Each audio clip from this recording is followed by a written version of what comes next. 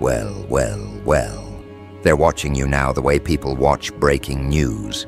Phones glowing in dark rooms, heads tilted, breath held. You've become the broadcast no one wants to miss. The same faces that once looked through you now refresh timelines, hoping to catch a glimpse. Your name trends quietly, not because you asked for it, but because disbelief travels faster than truth. They thought you'd fade into the background like everyone else who dreamed out loud. Instead, you slipped into the spotlight without asking, and now the world is squinting to adjust. Cameras can't capture what you've become. Every lens bends around you, trying to frame what can't be contained. You don't pose, you exist, and that's enough to make the city pause. It started small, one update, one whisper, one piece of proof that you were still rising. Then momentum took over. Someone shared your story, someone else repeated it, and suddenly, entire groups were trading screenshots of your progress like currency. They study your expressions, your posture, your pace. The rhythm of your life has become their metric for self-worth. Every victory you post recalibrates their sense of what's possible and what's painfully out of reach. They don't understand how you did it. They only know that you did. And that unspoken fact keeps them awake, scrolling under blankets, convincing themselves they're just curious when it's really all wearing denial's mask. You've noticed the shift. Strangers greet you differently now. Half admiration, half interrogation. The old friends who used to call at midnight to unload their chaos suddenly text in measured sentences, pretending to be fine. They can't risk sounding small in front of you. You've become the measuring tape no one asked for, but everyone uses. It's not fame in the glittering sense. It's fame as reflection. You embody the version of themselves they abandoned. That's what drives them wild. You didn't escape to show off. You escaped to breathe. But they mistake every breath for a brag. Look at how they orbit. They repost your content with captions that sound supportive, but sting with envy. They slide into conversations that mention you, trying to rewrite history so they appear in your origin story. Some invent private connections. I knew them before the blow-up. Others pretend not to care, yet track your every movement through mutuals. You've become their favorite contradiction, too successful to ignore, too familiar to celebrate. And deep down, they hate that your growth didn't need their permission. You left the chat, and the chat never recovered. Fame, in this age, is measured by obsession density, the number of minds running simulations of your life while neglecting their own. By that metric, you've gone viral in their psychology. They analyze your tone like forensic experts, replay your clips for signs of weakness, hoping you'll stumble so balance feels restored. But you don't. You move differently now, not faster, just steadier. The stillness you carry confuses them. They mistake calm for arrogance because they've never met peace that didn't apologize for existing. There's a reason the air feels charged when you enter a room. Attention is energy, and right now, you're the main conduit. Every glance transfers voltage. You learned long ago not to waste it proving anything. That's why they can't drain you anymore. They come prepared with gossip, projections, bait. But your silence is no longer invitation. It's insulation. They can't touch what they can't reach, and they can't reach what no longer vibrates on complaint. You've leveled out of their frequency, and the only way they can participate now is to watch. Some of them are furious about that. How dare you outgrow the narrative that made them feel superior? They liked you better when you were struggling. It confirmed their worldview. Your wins challenged their philosophy, Every achievement of yours questions the excuses they built their comfort on. They'll tell themselves you changed, that you're different now. The truth is, you finally became visible. They just never imagined you'd shine this bright. The real entertainment isn't your success, it's their reaction to it. You can almost map it. Curiosity, disbelief, resentment, mimicry. Each stage, a confession. They talk about you like you're an algorithm they can hack.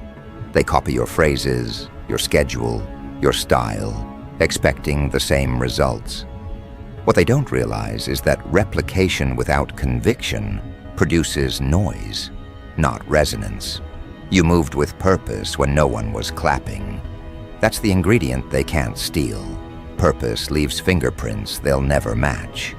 Notice how quiet it's gotten between you and certain people.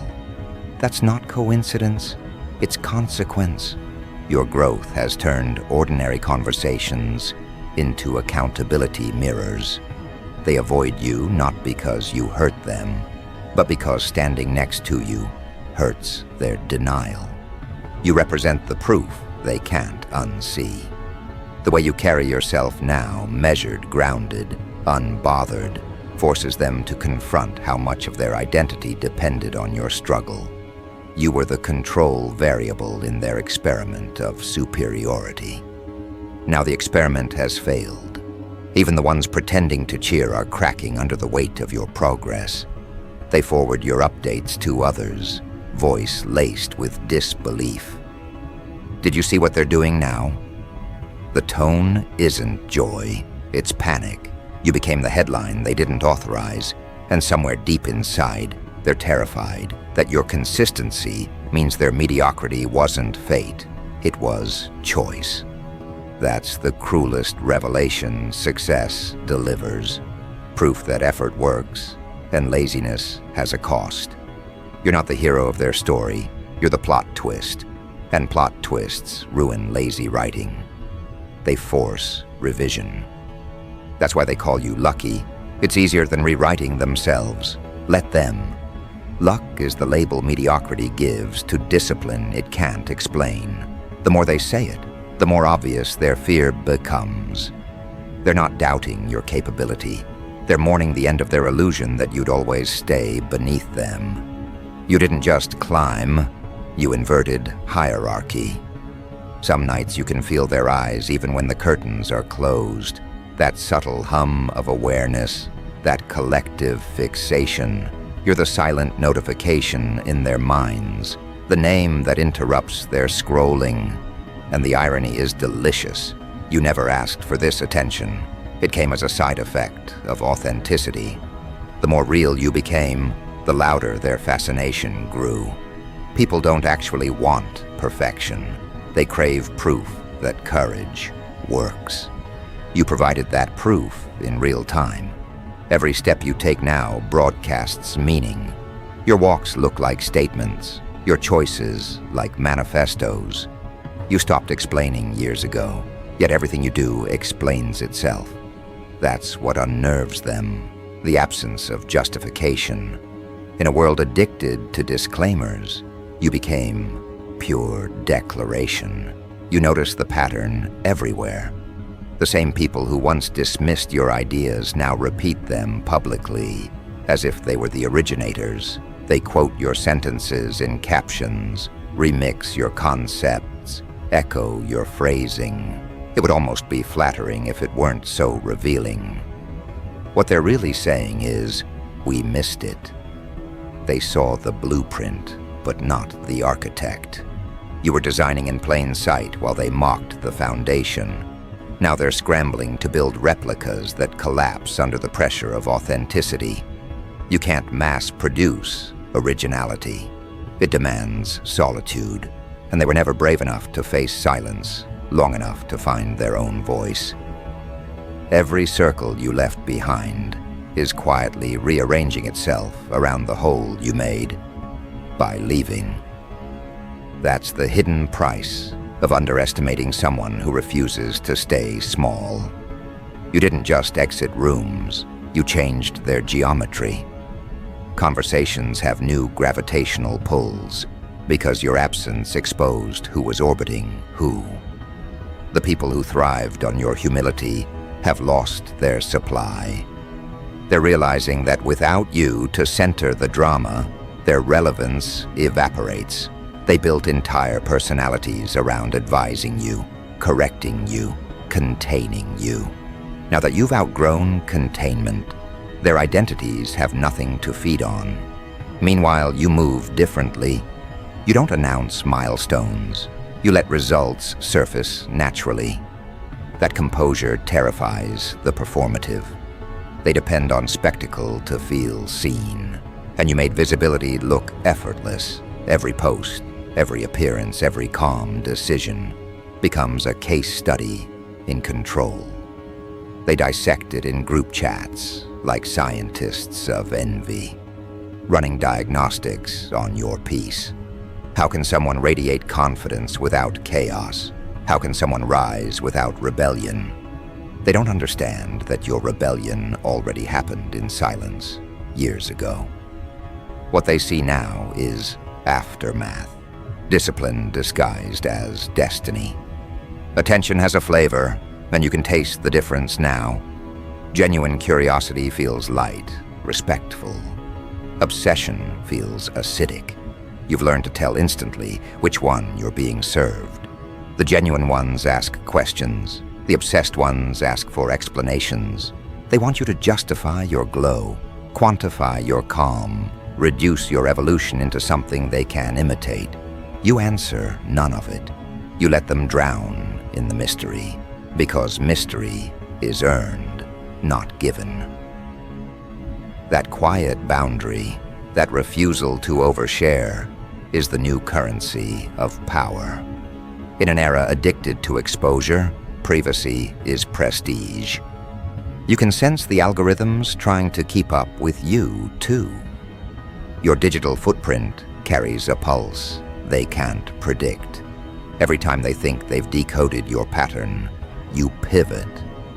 That unpredictability is your advantage. They're addicted to your next move because you refuse to repeat old ones.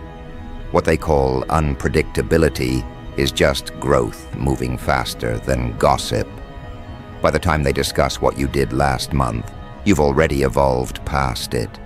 They're analyzing expired data while you're uploading new reality.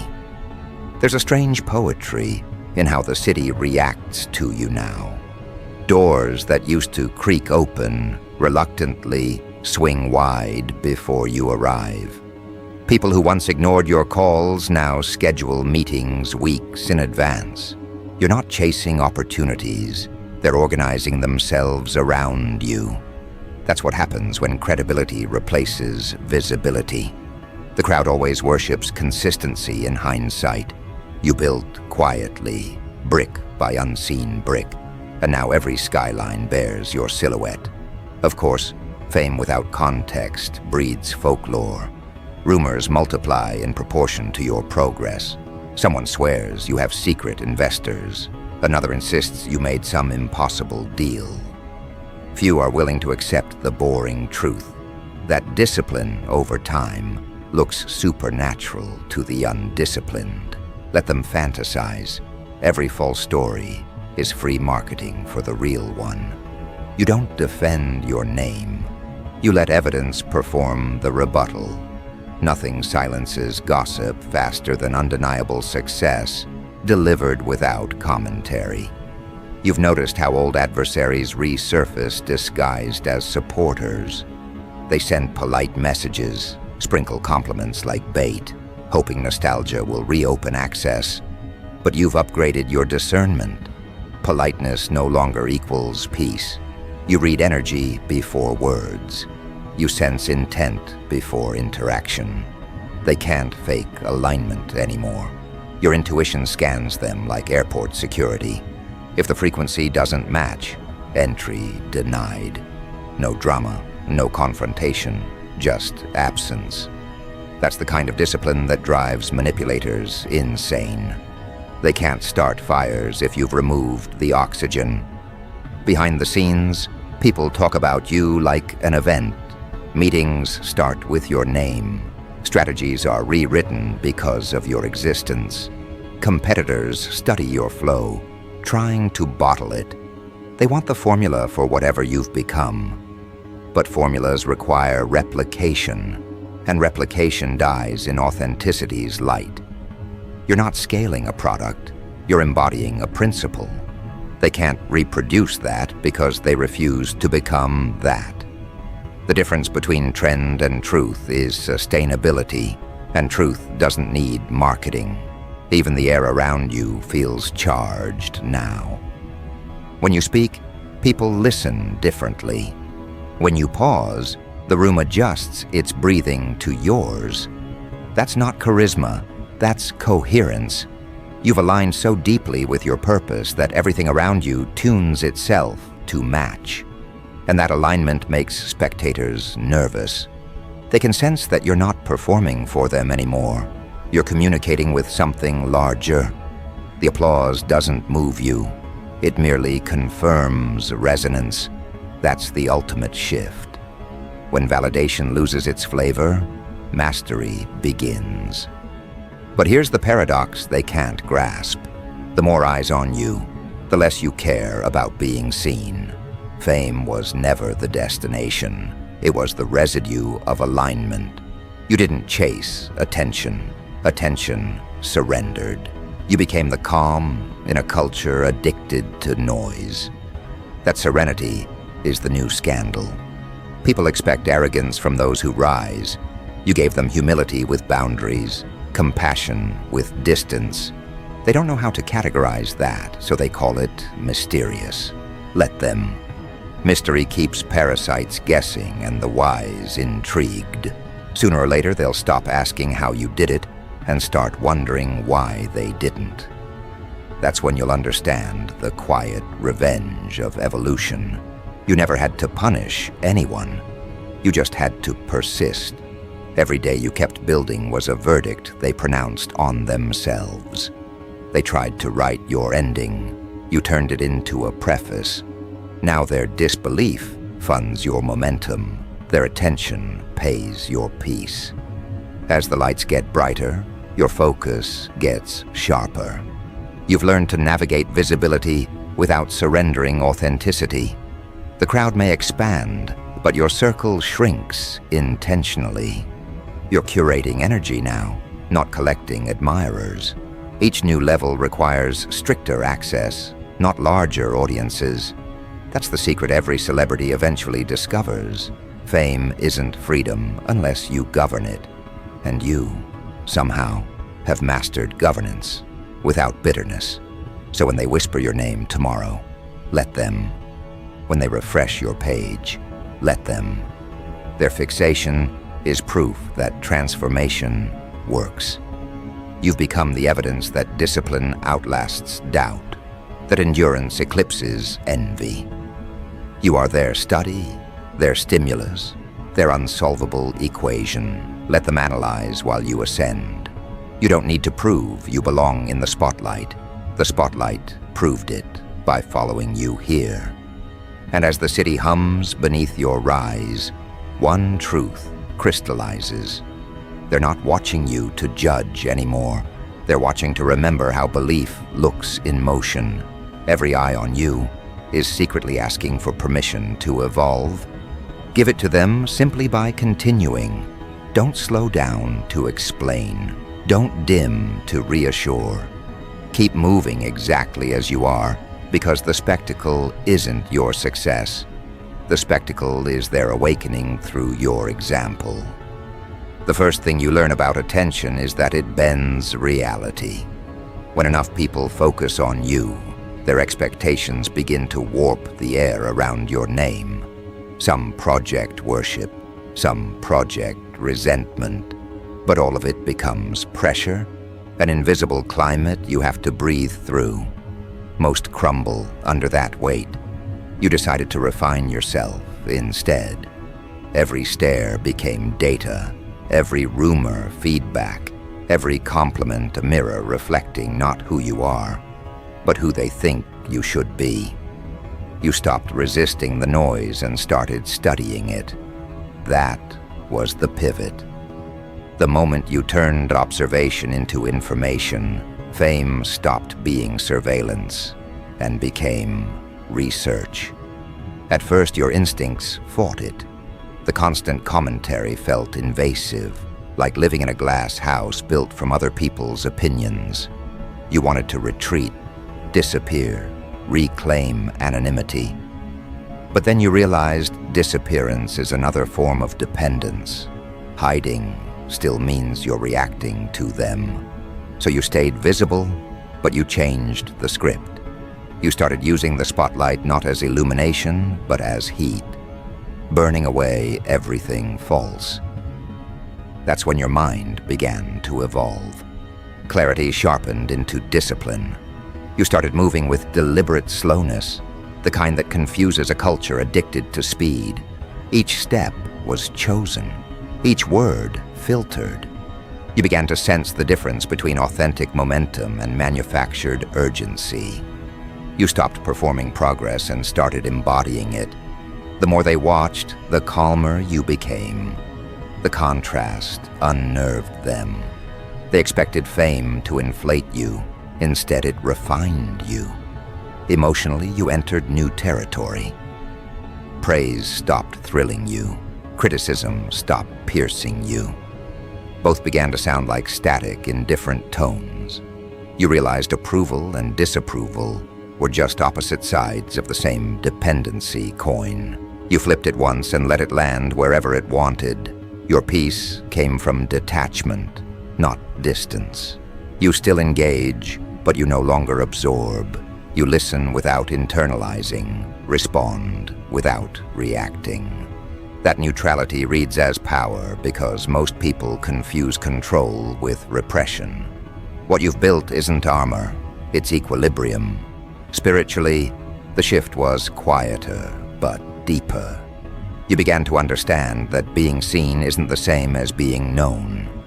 Visibility exposes the body. Awareness reveals the soul. You stopped trying to manage perception and started nurturing presence. Meditation replaced argument. Reflection replaced retaliation. You discovered that true privacy isn't the absence of eyes, it's the absence of performative intent. When every move could be misinterpreted, you learned to move only from alignment. That's the real evolution, the transition from external validation to internal verification. This calm didn't arrive instantly. It came through small rituals, waking before sunrise, grounding before interaction, writing instead of posting. You trained your nervous system to stay steady under exposure. When attention surged, you breathed slower. When energy spiked, you spoke softer. Paradoxically, the more they demanded performance, the less you gave. That restraint became magnetic. The crowd couldn't understand how absence could feel so present. But that's the secret of modern power. It whispers while everything else screams. You also began to observe the watchers themselves. You saw patterns in their reactions. The jealous ones flared first, loud and brief like fireworks. The inspired ones burned slower, steadier, turning observation into motivation. The toxic ones kept circling, unable to decide whether to attack or admire. You stopped categorizing them as enemies or fans. They were all mirrors, reflecting fragments of human hunger. That realization birthed compassion, the kind that doesn't excuse but understands. It's hard to envy someone when you grasp their pain. So you forgave them quietly, not for their sake, but for your bandwidth. Resentment is expensive, and you're budgeting energy now. That budgeting extended to conversation, too. You speak less. Every word now carries intentional weight. You notice that silence creates curiosity, and curiosity multiplies influence. People lean in when you withhold. You don't manipulate it, you respect it. Your restraint teaches more than your explanations ever could. This is how your influence matured, from visibility to velocity, from reaction to resonance. You're not shouting over noise anymore, you're shaping it. Still, there are nights when the magnitude of it all hums too loud to ignore. The millions of invisible glances, the endless speculation.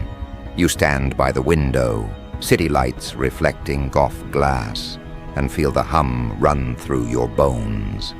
It no longer feels invasive, it feels like participation. The collective gaze no longer drains you because you've stopped trying to own it. You treat it like weather, observe, adapt, move through. Attention can't corrupt what it can't possess. Your body changed too, in ways science could explain but not predict. Posture straightened, breathing deepened, eyes steadier. The biochemical rhythm of confidence rewired your hormones. That's why people say you glow. It's not mysticism, it's biology, aligning with belief. The watchers think it's luck, makeup, money. It's coherence. The same chemical balance that once reacted to stress now harmonizes with purpose. You've become evidence of what stability looks like under spotlight pressure. And yet the deeper you evolve, the more surreal the contrast becomes. You step into crowded rooms filled with chatter about you, and somehow you feel more invisible than ever. Not erased, expanded beyond their comprehension.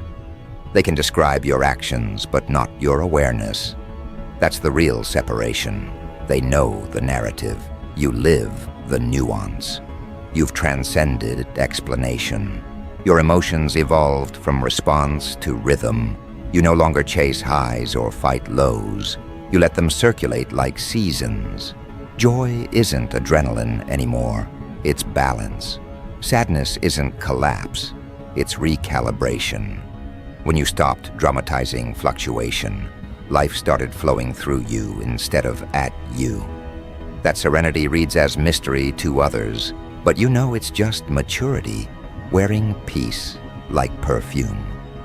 What they call detachment is really devotion to growth, to clarity, to integrity. Fame turned into a dojo for your mind, a constant test of ego discipline. Each compliment became a weight to lift, each insult a stretch to breathe through. You used both to build endurance. Now your composure is no act, it's conditioning. They think you were born poised. You were forged poised. You've begun to see yourself not as performer, but as pattern. Wherever you go, energy organizes differently. Meetings stabilize, conflicts diffuse, decisions clarify. It isn't charisma, it's coherence, the silent authority that comes from alignment. Even your mistakes land softer now because your intent stays clean. That integrity radiates louder than apology ever could. With time, you realize that fame is less about eyes and more about energy. Every person watching you is unconsciously feeding into a shared current, and you choose whether to let it lift or drown you. The untrained drown. You learn to surf. You treat attention like electricity, grounded, directed, transformed. Every rumor becomes voltage for your next creation. Every compliment becomes calibration. You've turned observation into power. That shift changed your relationship with fear.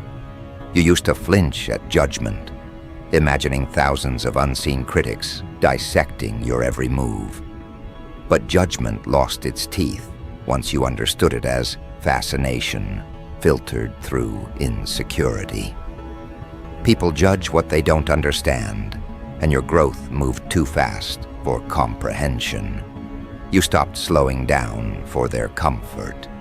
The anxiety that once kept you awake became excitement, the adrenaline of expansion. You discovered that fear is just energy asking for a job. Once you gave it purpose, it started working for you. The mental discipline became spiritual practice. Every time you felt yourself tempted to react, you paused, breathed, and asked a single question. Is this worth my frequency? That one pause saved you countless unnecessary wars. It's how you learned to let people misunderstand you without correction. Every explanation wastes power. Every silence compounds it. You've become fluent in restraint. That fluency is misread as arrogance, but you know better. Stillness is the final stage of mastery. It's ironic. While they obsess over your next move, you're focused on subtraction. You're stripping layers, simplifying your environment, minimizing noise. You no longer need grandeur to feel great. Minimalism has become your new luxury. The fewer distractions, the clearer your intuition speaks. And that voice has guided you better than any applause ever could. It tells you when to pivot, when to rest, when to disappear for recalibration. You follow it instinctively now. Fame taught you visibility. Wisdom taught you invisibility. You can be seen everywhere but reached by almost no one. That paradox is your protection. You've also learned that empathy doesn't mean accessibility. You can care for humanity without catering to it. You stopped rescuing people from lessons they refused to learn. Letting them struggle isn't cruelty, it's respect for their evolution. You no longer micromanage outcomes. You simply set examples. That's the quiet revolution you lead, healing by demonstration. Every time you choose peace over reaction, someone else learns what peace looks like. Every time you choose patience over spectacle, another person redefines strength. You don't preach growth, you broadcast it. Emotionally, your focus has migrated inward. You measure success not by applause, but by alignment. You ask, did I stay true today? Not did they like it? You track fulfillment instead of followers. That mental migration is what separates fame from influence. Fame is recognition, influence is resonance. Recognition ends when attention shifts, but resonance lingers, echoing in hearts long after trends die. You're building resonance now. That's why people can't shake you from their thoughts. You don't just occupy screens, you inhabit memory. Spiritually, your detachment deepened into communion. You stopped seeking external confirmation because you finally trust your internal calibration. You feel guided even when logic falters. Every delay, every detour, every quiet season makes sense in retrospect. You used to pray for clarity. Now you move as clarity. It's no longer about asking for signs. It's about being one. That realization changed your entire frequency. You're no longer asking the universe for opportunities.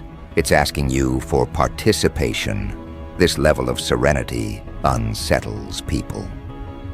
They mistake it for coldness because they've only known confidence as noise. But your silence hums with certainty. It's not withdrawal, it's dominion. You're not hiding. You're reigning quietly, ruling your inner world so completely that the outer one adjusts automatically. The watchers sense it even if they can't articulate it. They feel the authority in your calm. That's why they project so violently. Your peace highlights their chaos. They call you detached because they can't imagine peace without permission. There's also a new clarity about love. Attention used to masquerade as affection and validation as intimacy. You learn to separate them. True connection feels spacious, not suffocating. It doesn't demand to be seen. It wants to understand. You stopped entertaining relationships that exist only to orbit your light. Those connections dim the longer they linger. Now you attract equals, people who don't need your spotlight to shine. Mutual illumination, not dependency. That's the new currency of your emotional economy. This self-awareness seeps into your creative expression, too. What you produce now carries intention layered beneath style. Your work isn't just content, it's signal. Everything you build carries fragments of your evolution encoded within it. That's why it resonates so deeply. People consume it thinking they're admiring you, but what they're actually feeling is recognition of themselves before fear took over. You're not inspiring them, you're reactivating them. That's the real art, awakening, not impressing. The deeper you travel into self-mastery, the more the world rearranges in your favor. You don't chase alignment. It arrives uninvited. Opportunities feel pre-selected, tailor-made. Doors open without knocking, not because of luck, but because energy recognizes readiness. And that readiness radiates from you now like frequency through glass. You don't negotiate with destiny anymore, you collaborate. That cooperation looks effortless to outsiders because they can't see the discipline behind it. They call it ease. You know it's evolution. You also learned the cost of expansion, isolation. The higher you rise, the thinner the air.